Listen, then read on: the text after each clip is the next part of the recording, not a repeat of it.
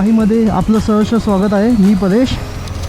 आज आपला व्लॉग आहे माहीच्या सेकंड सर्व्हिसिंगचा. ॲक्च्युली सर्व्हिस डेट होती सप्टेंबरची, पण ॲपमध्ये मला काही नोटिफिकेशन आली नाही आणि मी पण काही फोन केला नाही. सो मला पण कळलं नाही की सर्व्हिसिंग कधी होती. सो मी नंतर सर्व्हिस सेंटरमध्ये फोन केला की असं असं प्रॉब्लेम आहे, मला काही ॲपमधून नोटिफिकेशन आलं नाही. तेव्हा त्यांनी म्हणाले की सर तुमची सर्व्हिस जी आहे ही 21 नोव्हेंबरपर्यंत व्हॅलिड आहे, तर तुम्ही येऊ शकता. तर आज नेहमीप्रमाणे फ्रायडे आपली सुट्टीचा वार असल्यामुळे आज आपण सर्व्हिसिंगला चाललो आहे. फर्स्ट सर्व्हिसिंगला साधारणतः काही नव्हतं, फक्त एक ऑइल चेंज केलेलं, जनरल सर्व्हिस होती, जनरल चेकअप. तर त्यामध्ये काहीतरी आपलं बिल होतं 1940 रुपये, दॅट इज 1940 रुपीज. आता या सर्व्हिसिंगमध्ये तसं पण मेजर काही नसेल, कारण का किलोमीटर्स जे आहेत आत्तापर्यंत फक्त 2270 झालेले आहेत, 2270. तर ज्याप्रमाणे मी फोन करून विचारलं की बाबा काय काय कवर होईल, तर त्यांनी मग सांगितलं की सर किलोमीटर पहिले त्यांनी विचारले. तर मी म्हटलं की 2270 किलोमीटर झालेले. तर ते म्हणाले सर ऑइल चेंज करायची काही गरज लागणार नाही, आपण चेक करूयात. तर म्हणून म्हटलं की मला नाही वाटत की जास्त काही असेल या सर्व्हिसिंगमध्ये पण. आणि ॲक्च्युअलमध्ये गाडीमध्ये पण काही इश्यू वाटत नाही आहे. थोडं चेन लुब्रिकेशन असेल, चेन टाईट. आणि एक इश्यू असा झालेला की जेव्हा गाडी ना, माहीचा प्रॉब्लेम असा झालेला की म्हणजे चालूमध्येच डायरेक्टली बंद पडायची. मे बी पॉवर कट होत होती की काय होत होतं. आता एक्स्ट्रा आपण ज्याप्रमाणे लाईट्स लावलेले आहेत, नंतर हे फ्लॅशर्स लावल्यात, त्यामध्ये काही प्रॉब्लेम असेल वायरिंगमध्ये तर आपण चेक करूयात, त्यांना तसं सांगू. साधारणतः ॲक्च्युली त्यांनी मला बोलवलेलं सकाळी 10 वाजता, पण सुट्टी असल्यामुळे जरा कंटाळा येतो उठायचा आणि थोडा आराम पण मिळतो, म्हणून मग मी आज थोडं लेट निघालो आहे. साधारणतः 12:30 वाजेपर्यंत आपण सर्व्हिस सेंटरला पोहोचू. निवडणुकीचे दिवस असल्यामुळे सगळीकडे प्रचाराचे रणधुमाळी पण चालू आहे. तर बघूया आता कसं काय सिस्टम आहे, आणि आपल्याला कळेल पण की सर्व्हिसिंगमध्ये नक्की काय काय कवर होतं. चला तर आता थोडं स्पीड वाढवतो आणि लवकर पोहोचण्याचा प्रयत्न करूयात. तर आता आपण पोहोचतो एक कल्याण बायपासला. जस्ट एक 5 मिनटात आपण शोरूमला पोहोचून जाऊ.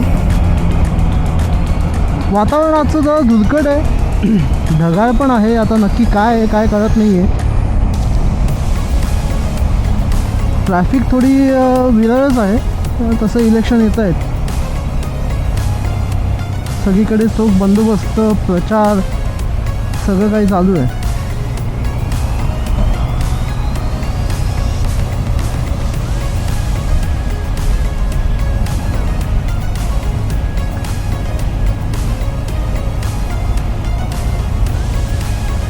हा आला कल्याण बायपास. हा जो ओव्हरब्रिज आहे हा डायरेक्टली आपण कल्याण बायपासला ओव्हर करतो. आपल्याला ब्रिजवर नाही चढायचं आहे, आपल्याला खालून जायचं आहे.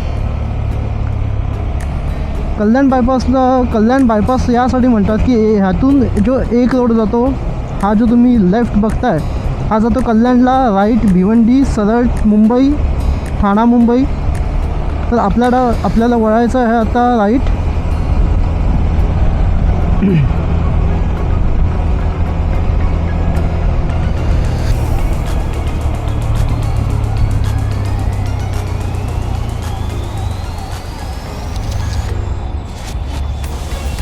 नेहमीप्रमाणे पोलिसांचं किंवा सिग्नलचं इथे काही देणं घेणं नसतं. तुम्हाला हवं तसं जा, हवं तसं ठोका, काहीही करा.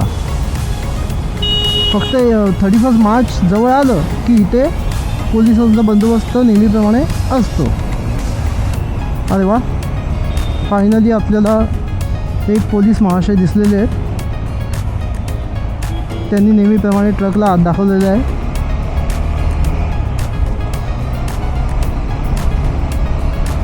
आजचं वातावरण खरंच खूप धुरकट आहे.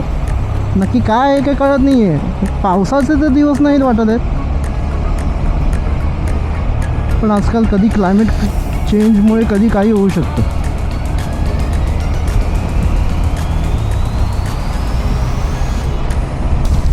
आता आपण आलो आहे साईबाबा मंदिर. हे खूप जुनं आणि फेमस असं साईबाबा मंदिर आहे भिवंडीतलं. आणि आज जो एरिया आहे हा साईबाबा मंदिर म्हणूनच ओळखला जातो, कल्याण बायपासचा. आणि साधारणतः जवळपास सगळेच म्हणजे जेवढे पण भिवंडीमध्ये शोरूम्स आहेत, ऑथोराईज शोरूम्स गाड्यांचे, मग ते 2 व्हीलर असो 4 व्हीलर असो, ते याच पट्ट्यात तुम्हाला भेटतील. सुझुकी आहे, त्यानंतर तुमचं KTM आहे, रॉयल एनफिल्ड नाही आहे भिवंडीमध्ये, सॉरी, ते कोनला आहे. नंतर तुमचं मारुतीचं शोरूमसुद्धा इथेच आहे.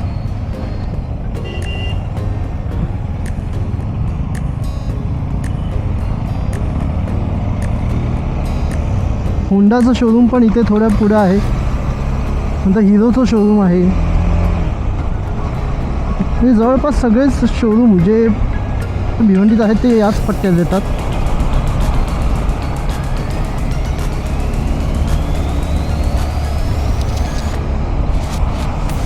आपल्याला थोडंसं रॉंग साईडने जावं लागेल, कारण का जर तसं सरळ गेलो तर खूप फिरून यावं लागेल. तर आपण आत्ता इथूनच राईट मारू आणि रॉंग साईडने जाऊ, कारण का त्या साईडला KTMचं शोरूम आहे. आपण जवळपास पोहोचलेलो आहोत.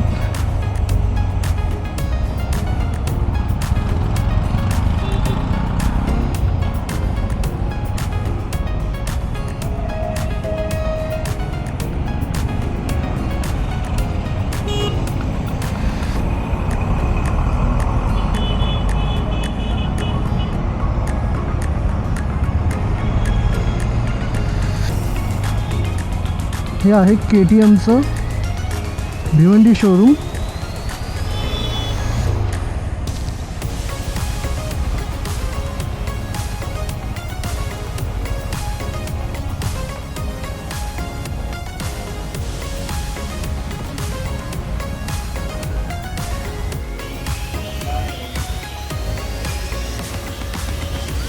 सो गाईज, आता आपण करतोय आपल्या माहिती सर्व्हिसिंग.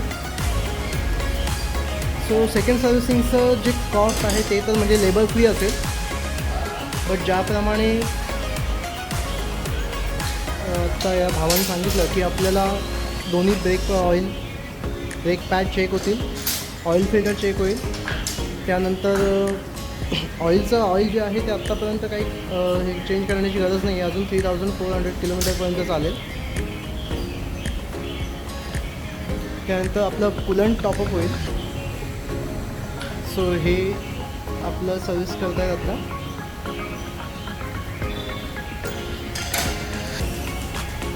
गाडीमध्ये तसं काही मेजर इश्यू नाही आहे. तर त्यामुळे तुम्हाला जसं मी सांगितलं मागे की पॉवर कटचं काही इश्यू होतं, तर त्यामुळे स्पार्क प्लग किंवा जे किल स्विच आहे ते चेक केलं जाईल. त्यानुसार मग चेक करून जर काही रिक्वायरमेंट असेल तर ते पार्ट रिप्लेस किंवा काय करतील ते बघतील.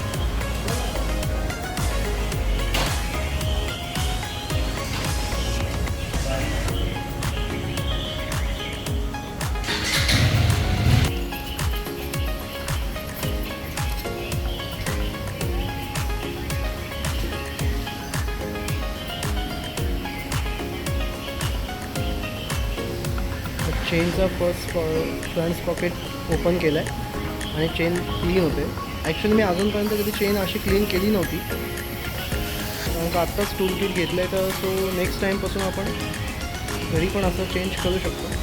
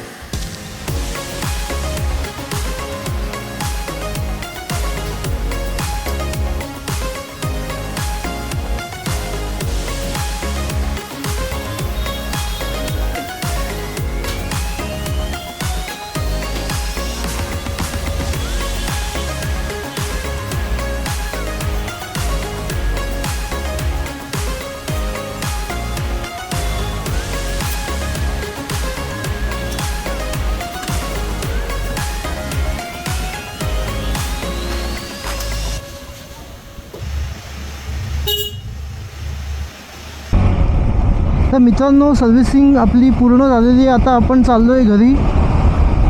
तर मोस्ट ऑफ या सर्व्हिसिंगमध्ये मला जसं मी म्हणालेलो तर तसं काही मेजर चेंज वगैरे केलेलं नाही आहे. चार्जेस पण नॉमिनल होते.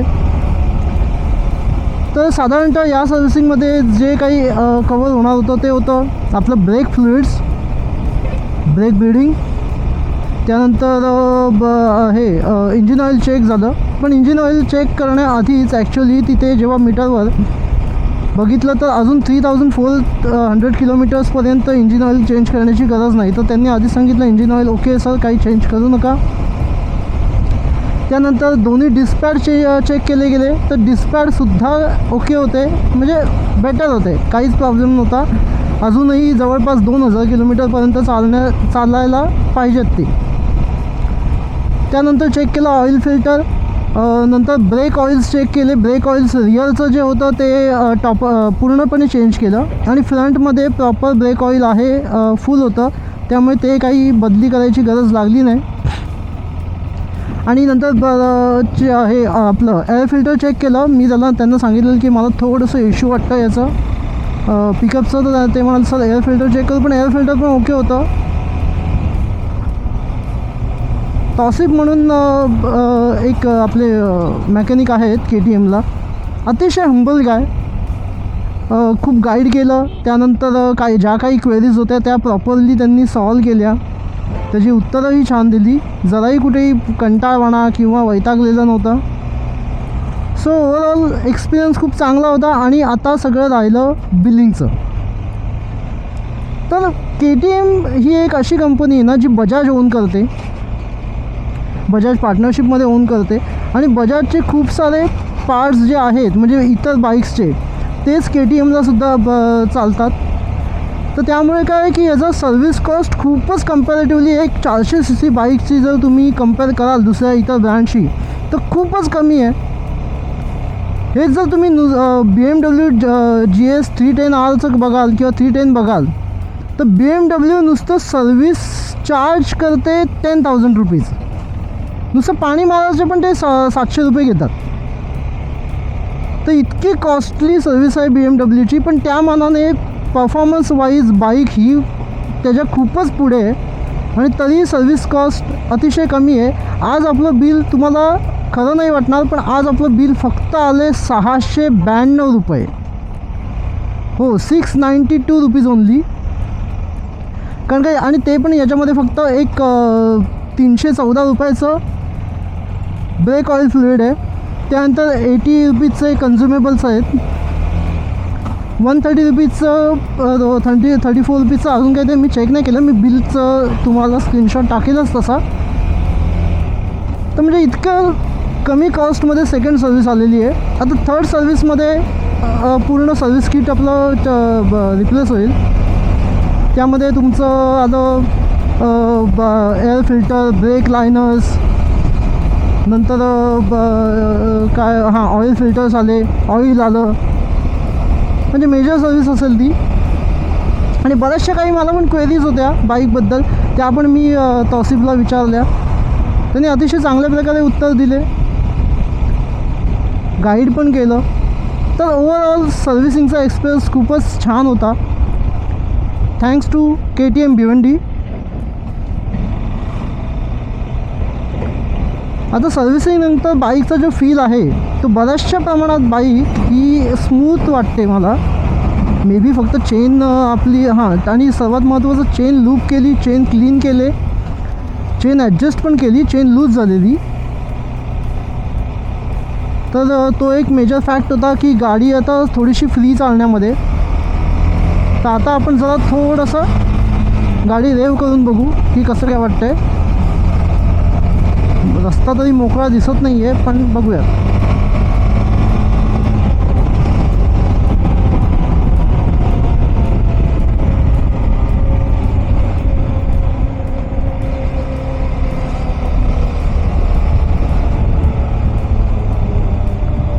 $30 to 40% जे इम्प्रूव्हमेंट वाटतं येताना आणि जाताना. तर आता रोड खाली मिळतो आहे. आपण आता थोडं गाडी पळवूयात.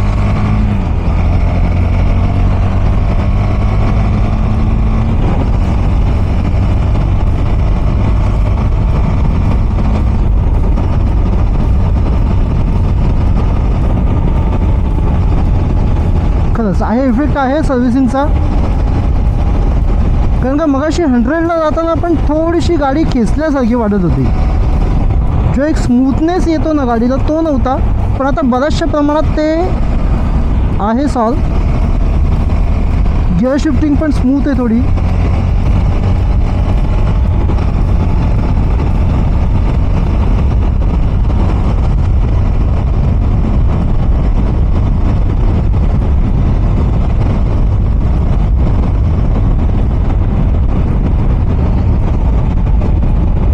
better much better.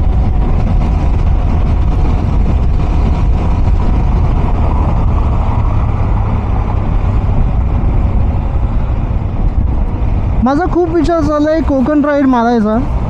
म्हणजे आपण श्रीवर्धन पासून तसं आरेवारे बीच, रत्नागिरी, मालवण असं रिटर्न यायचं. पण कामाच्या गडबडीमध्ये जमत नाही आहे. कारण का त्या राईडला साधारणतः कमीत कमी म्हणजे आपण किती आटपतं घेतलं तरी पण 5 दिवस लागणार आहेत. मी जरा कॅल्क्युलेशन केलं. तर बघूयात आता काय कसं काय मॅनेज होतं आहे. कारण का ही आहे लग्न सराईची गडबड पण चालू आहे. घरातच एक लग्न आहे रातचं.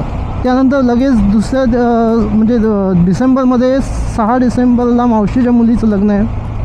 त्यानंतर फेबमध्ये काकाच्या मुलाचं लग्न आहे. आणि नंतर लगेच काकाच्या मुलीचं पण लग्न आहे. सो मार्चपर्यंत खूप शेड्यूल टाईट आहे. तर मध्ये एकदा बघूयात आपण कसं काय जमतं आहे आपल्याला.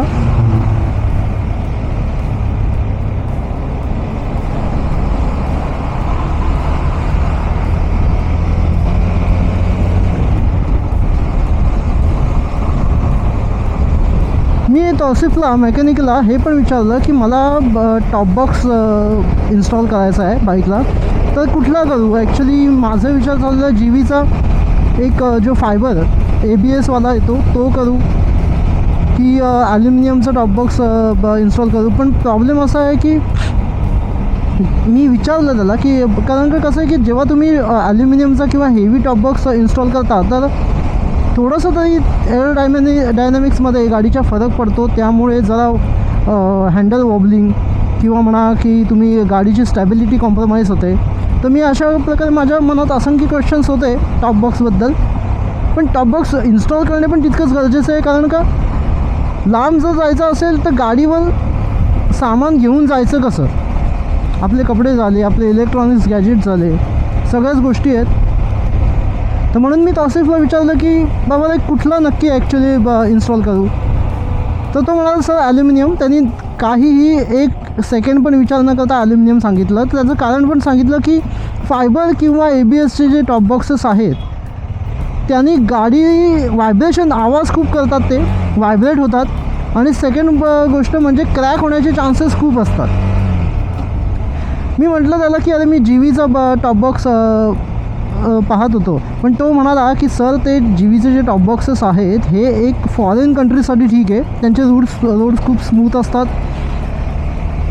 कुठेही खड्डे वगैरे नसतात, त्यामुळे त्यांच्यासाठी ठीक आहेत. पण तुम्ही जर इंडियाचं बोलाल तर आपल्याकडे खूप सारे खड्डे वगैरे आहेत, तर त्यामुळे ते काही प्रॅक्टिकल नाही आहे. तर तुम्ही इन्स्टॉल करा. आणि साधारणतः लोड कॅपॅसिटी तुम्ही किती ठेवता त्यावर पण तुमचं डिपेंड आहे की तुम्ही कशा प्रकारे तुम्ही बाईकला, म्हणजे बाईक तुमची इश्यू फेस करते. जर नॉर्मली 6-7 kg जर असेल तर काही प्रॉब्लेम नाही आहे. आणि सेकंड थिंग त्यांनी एक मला अजून सांगितलं की आपण जो हा क्रॅश गार्ड इन्स्टॉल केला आहे हा खूपच हेवी आहे.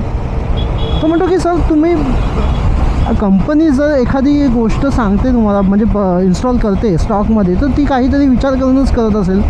सो कंपनीचा स्टॉक जो क्रॅश गार्ड आहे तो पण खूप चांगला येतो, पण तरी लोक इन्स्टॉल करतात. मी म्हटलं अरे यार गाडी घेतल्यावर कधी काय लावणं काही ना असं होतंच.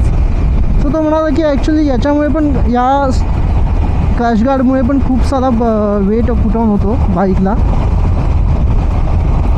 पण मला तरी सध्या तरी नाही एवढं काही वेटचं वाटत नाही आहे याच्यामुळे. तर ॲक्च्युली क्रॅश गार्ड ठीक आहे, सेफ्टी आहे, एक तुम्हाला कॉन्फिडन्स मिळतो. कोणालाही असं आवडणार नाही की आपली बाईक पडावी आणि त्यावर काही स्क्रॅचेस या, ते क्रॅश गार्ड का लावावं तर क्रॅचेस येऊ नये म्हणून. पण असं कोणालाही वाटणार नाही की बाईक पडावी, पण ॲटलिस्ट आपली एक सेफ्टी म्हणून. कोणालाही वाटत नाही की मरावं, पण तरी मी इन्शुरन्स काढतातच ना, तसंच काहीसं आहे.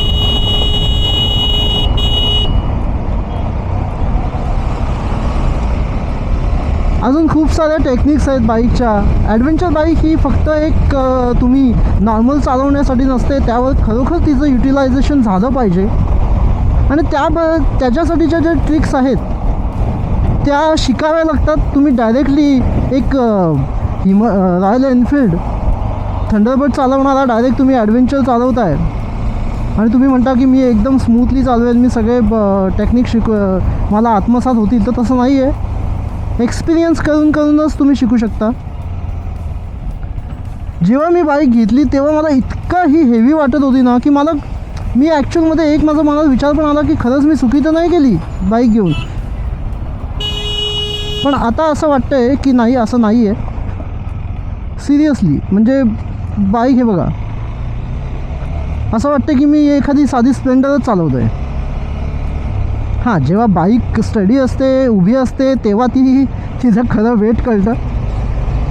पण ॲटलिस्ट चालवताना तरी आता काही मला वाटत नाही आहे. जो हाईटचा इश्यू होता, हाईटचाही इश्यू आता काही वाटत नाही आहे. गाडी व्यवस्थित मॅनेज होते.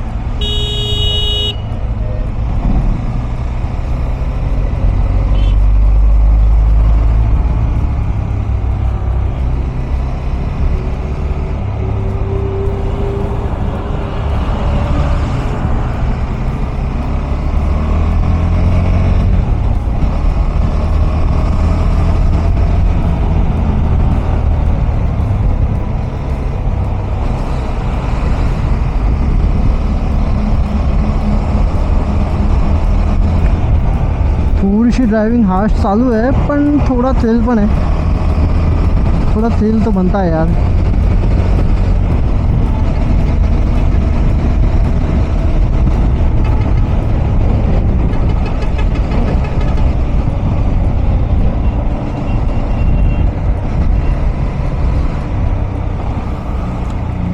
इथे रस्त्याचं काम चालू आहे. ॲक्च्युली हा खूप मोठा प्रोजेक्ट आहे, कारण का इथूनच जातो आहे बहुचर्चित नागपूरला जाणारा समृद्धी महामार्ग. हा एक मेन सर्कल होणार आहे, जिथे इथून या साईडून येतो आहे तो मुंबई अहमदाबाद महामार्ग. अतिशय मोठा प्रोजेक्ट आहे महाराष्ट्र गव्हर्नमेंटचा, अतिशय महत्त्वाकांक्षी आणि खरंच खूप सुखकर करणारा हा प्रोजेक्ट आहे. कारण का इथून जवळपास तुम्ही 8 ते 10 तासात नागपूर पोचू शकता. वर्ल्ड क्लास लेवलचा रस्ता आहे. अपघात होत आहेत तिथे, कारण का एक हायवे हिप्नोटिझममुळे. बट ते तर आता थोडंसं, आता कसं आहे, शेवटी कुठेतरी तुम्हाला प्रगती पाहिजे तर तुम्हाला ते अंगवळणी पाडावं लागणार आहे. सो प्रगती करतोय महाराष्ट्र देश.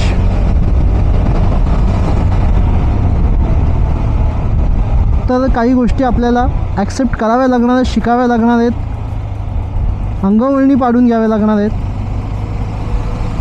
जसे खड्डे आपल्या अंगवळणी पडले आहेत.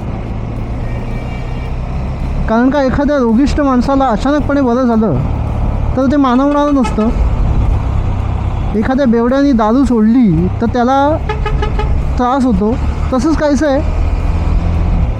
70 वर्ष जवळपास आपण हे रस्ते सहन करत आलो आहे, तर अचानकपणे जर चांगले रस्ते मिळाले तर ते हजम व्हायला थोडासा वेळ लागेल आपल्याला. पण गव्हर्नमेंट करते. कितीही कोणी तुम्ही राजकारण्यांना शिव्या द्या, काही द्या, पण जे योग्य आहे, जे होतं आहे, त्याला तुम्ही ॲप्रिशिएट पण करायला हवं.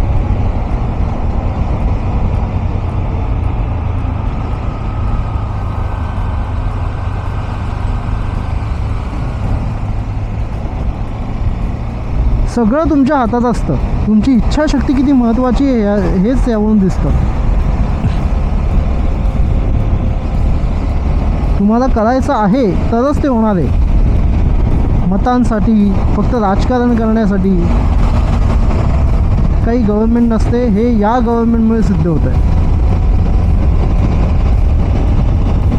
प्रत्येकाचे याबद्दल वेगवेगळे मत असू शकतात.